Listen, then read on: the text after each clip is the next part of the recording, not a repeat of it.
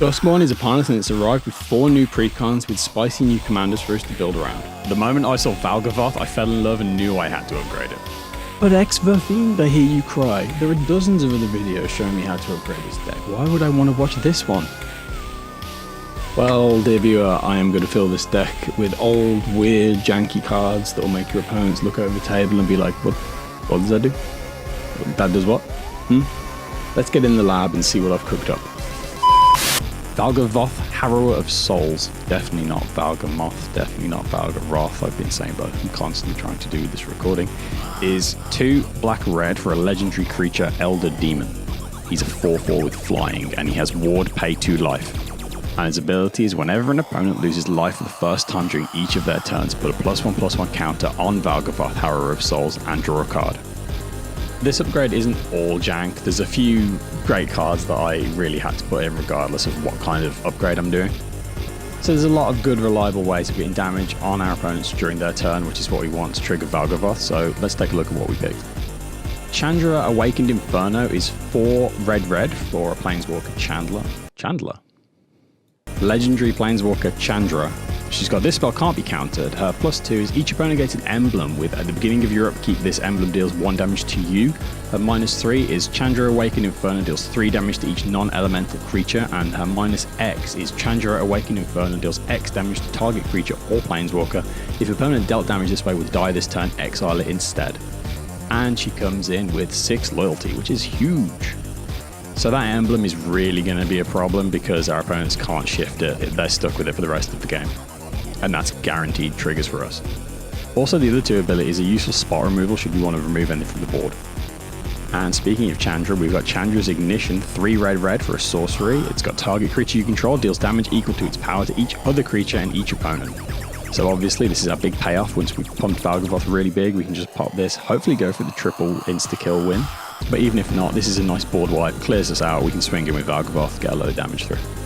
Emberwall Captain is 3 and a red for a creature Djinn Pirate. It's a 4/2. Whenever Emberwall Captain enters, you become the monarch. And whenever an opponent attacks you while you're the monarch, Emberwall Captain deals damage to that player equal to the number of cards in their hand. So you're introducing the monarch, you'll get a card draw from that, and if an opponent wants to steal the monarch, they're going to have to swing in and take the hit, taking the damage, so we draw the card anyway, Valgavoth gets bigger, you know the drill. I love a way of sneaking the monarch in any deck, so I had to put this in.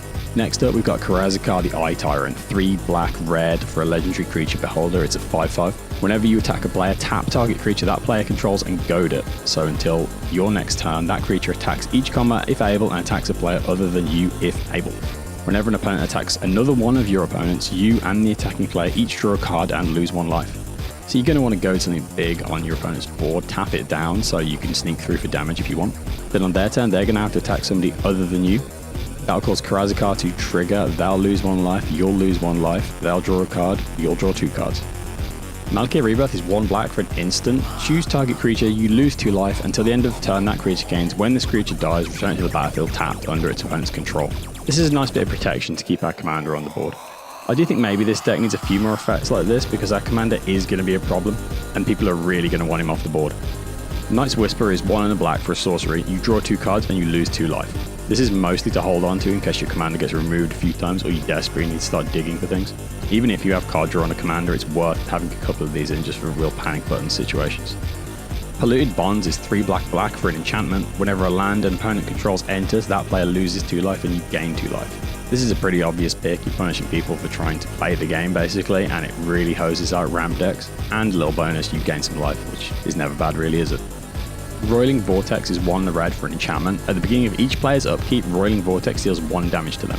Whenever a player casts a spell, if no mana was spent to cast that spell, Roiling Vortex deals 5 damage to that player. And it has red, your opponents can't gain life this turn. This is just guaranteed triggers for Valgavoth, and it has that little extra that will come in handy every now and then. And on top of that, it can stop life gain decks. Sulfuric Vortex is very similar. It's 1 red for an enchantment. At the beginning of each player's upkeep, Sulfuric Vortex deals 2 damage to that player. If a player would gain life, that player gains no life instead. Again, just guaranteed triggers for Valgavoth and shutting down life gain decks. And finally, I threw in Swiftfoot Boots. You know them, you love them. They're 2 mana for an artifact equipment. Equipped creature has hexproof and haste. It can't be target spells or abilities your opponents control. And it has equip 1. Just a little bit more protection for Valgavoth. Feel free to put the cowboy boots in instead if you'd rather. You choose your own footwear, whatever. Now, On to the good stuff. I've scoured Scryfall and found 8 different enchantments with a variety of ways of punishing your opponents for playing the game. And that way we can ensure that we trigger our commander. Aether Sting is an enchantment for 3 red. Whenever an opponent casts a creature spell, Aether Sting deals 1 damage to that player. So whenever anyone plays a creature, ping them, trigger Valgavoth, good stuff. Next, we've got Ancient Runes enchantment, 2 in a red. At the beginning of each player's upkeep, Ancient Runes deals damage to that player equal to the number of artifacts they control. So all those decks with all those rocks, or food, or clues, or treasures, they're going to take a lot of damage. Antagonism is an enchantment for 3 red. At the beginning of each player's end step, Antagonism deals 2 damage to that player unless one of their opponents was dealt damage this turn. So this one's going to punish any kind of deck that wants to sit back and build up card draw decks, things like that, anything that isn't aggressive. Citadel of Pain is an enchantment for 2 in a red. At the beginning of each player's end step, Citadel of Pain deals X damage to that player, where X is the number of untapped lands they control. So we're really going to punish the blue players this time, which I'm sure you're not that mad about.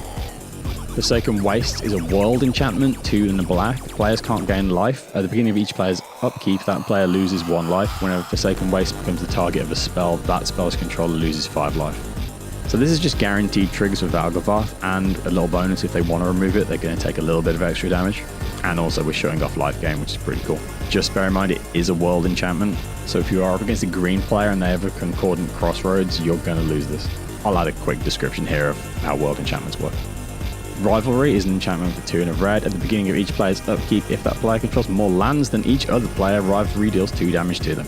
So we're going to be punishing the green ramp decks with this one, which is nice. Underworld Dreams is an enchantment for 3 black mana. Whenever an opponent draws a card, Underworld Dreams deals 1 damage to that player. So again, that's just guaranteed damage. And I left the best for last in case somebody thinks they can just sit back and do nothing. We've got Impatience, which is an enchantment for 2 in a red. At the beginning of each player's end step, if that player didn't cast a spell this turn, Impatience deals 2 damage to that player. Outside the enchantments, we've got Delirium. It's an instant for 1 black red. Cast this spell only during an opponent's turn, so when we want to be casting.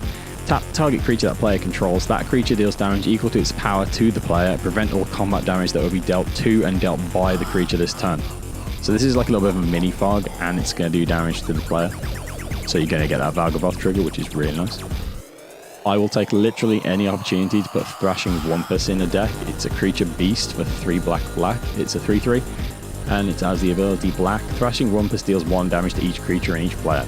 So pretty cool for wiping out token decks, things like that. I've also thrown in my favorite not blue Tim. It's Quambarge Witches, which I think is the correct pronunciation. Please correct me down below if that's wrong. They're black for a creature human wizard. They're a 1/3 and they have tap. Quambarge Witches deals 1 damage to any target and 1 damage to any target of an opponent's choice. So don't worry, Valgavoth's safe from them. And finally, we have the last card I actually found for this deck. It's a little bit spicy. It's Dwarven Driller. It's 3 in a red for a creature dwarf. It's a 2/2. It has tap, destroy target land.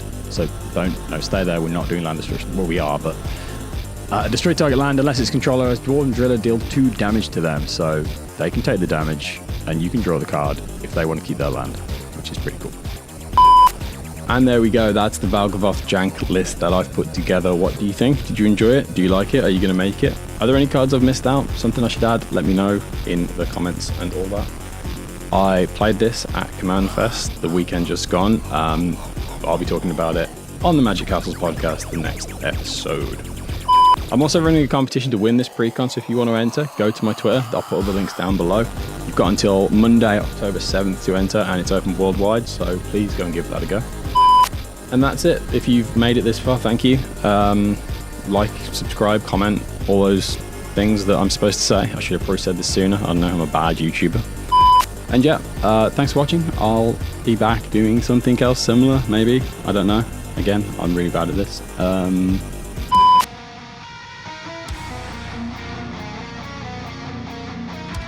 So go give that an enter. Tell it all. That's bad. And then we'll use the Valgavoth VO while I change the screen. Go find my Twitter. That's bad.